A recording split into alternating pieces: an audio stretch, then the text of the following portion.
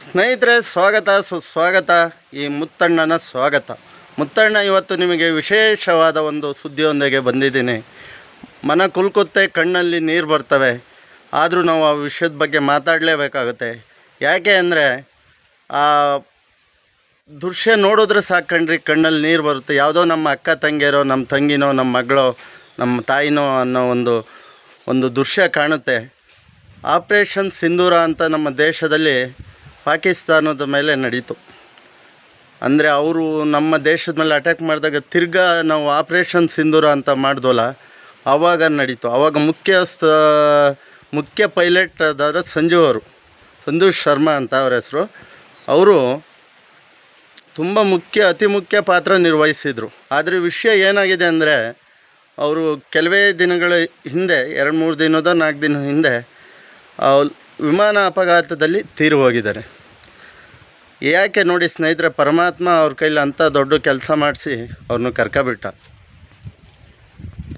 ಪರಮಾತ್ಮ ಅವರು ಅನ್ನದ ಋಣ ಭೂಮಿ ಮೇಲೆ ಇಷ್ಟ ಇತ್ತಾನೋ ಕರ್ಕೊಬಿಟ್ಟ. ಆದರೆ ಅವರು ಮದುವೆ ಫಿಕ್ಸ್ ಆಗಿತ್ತು. ಅದೇ ಅವ್ರ ಜೊತೆನೇ ಹೆಣ್ಮಗಳು ಒಬ್ಬರು ಕೆಲಸ ಮಾಡ್ತಾಯಿದ್ದವರು, ಅವರು ಜೊತೆ ಮದುವೆ ಫಿಕ್ಸ್ ಆಗಿತ್ತು. ಅವರು ದೇಹನ ವಿಮಾನದಲ್ಲಿ ಹೊತ್ಕೊಂಡು ಹೋಗ್ಬೇಕಾದ್ರೆ ಆ ತಾಯಿ ಕೈಯಲ್ಲಿ ಪೇಪರ್ ಹಿಡ್ದಿದ್ದಾರೆ, ತನ್ನ ಕರ್ತವ್ಯದಲ್ಲಿದ್ದಾರೆ. ಇನ್ನೇನು ಕೆಲವೇ ದಿನಗಳಲ್ಲಿ ಪತಿಯಾಗಿ ಬರಬೇಕಿದ್ದರು, ಮದುವೆ ಮಂಟಪದಲ್ಲಿ ನಿಲ್ಲಬೇಕಾಗಿದ್ದರು. ಇವತ್ತು ಅವ್ರ ಸಾವು ಕಣ್ಮುಂದೆ ನೋಡ್ತಾ ಇದ್ದಾರೆ. ಆದರೆ ಕಣ್ಣಲ್ಲಿ ನೀರು ಬರ್ತಾಯಿಲ್ಲ, ಮುಖದಲ್ಲಿ ಆತಂಕ ಇದೆ, ಅವರ ದೇಶಭಕ್ತಿ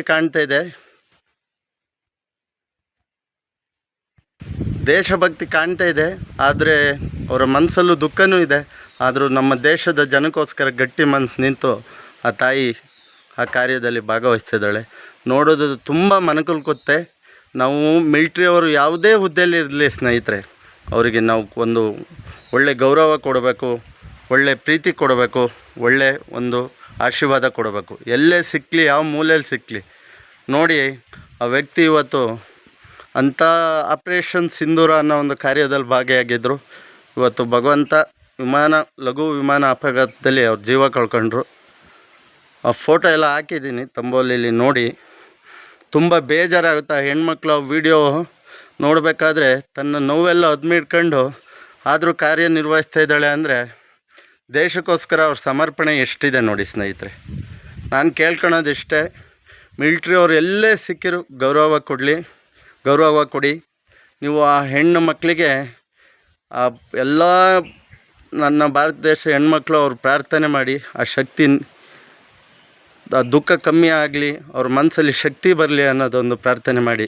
ಆ ನನ್ನ ತಂದೆ ತಾಯಿಗೆ ಅವರು ದುಃಖ ತಡೆಯೋ ಶಕ್ತಿ ಕೊಡಲಿ, ಆ ಭಗವಂತ ಅವರಿಗೆ ಸ್ವರ್ಗ ಪ್ರಾಪ್ತಿ ಮಾಡಲಿ ಅಂತ ಕೇಳ್ತಾ 2 ಮಾತು ಮುಗಿಸ್ತೀನಿ. ಜೈ ಶ್ರೀರಾಮ್, ಜೈ ಜಗನ್ನಾಥ್, ಜೈ ಸಂಗೊಳ್ಳಿ ರಾಯಣ್ಣ.